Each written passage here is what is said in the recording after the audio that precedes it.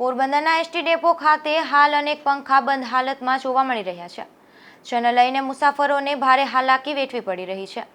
તો CCTV camera પણ બંધ હોવાથી મુસાફરોને સુરક્ષાને લઈને પણ અનેક સવાલો ઉઠી રહ્યા છે.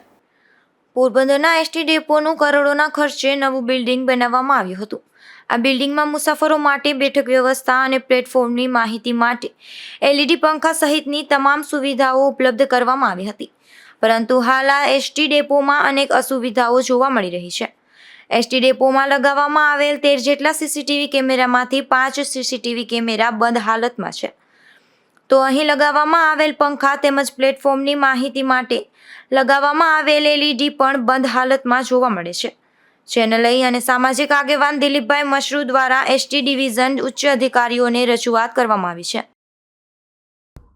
દિલીપ લીલાધર મશરૂ, સામાજિક કાર્યકર, પોરબંદર જિલ્લા કક્ષાનું જે બસ સ્ટેન્ડ આવેલ છે તેની અંદર પંખા બંધ હાલતમાં છે, સીસી કેમેરા બંધ હાલતમાં છે, તેમજ LED ટીવી LED લાઇટો જે છે એ પણ લાંબા સમયથી આ બંધ હાલતમાં જોવા મળે છે.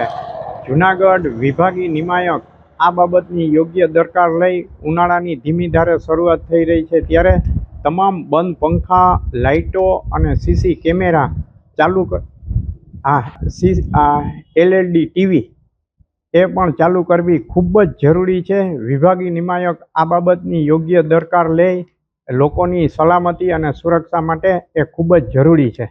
એસટી ડેપો ખાતે છેલ્લા ઘણા દિવસોથી સીસીટીવી કેમેરા બંધ હોવાથી અહીં આવતા મુસાફરોની સુરક્ષાને લઈને અનેક સવાલો ઉઠી રહ્યા છે. Bureau report, Gujarat news, Porbandar.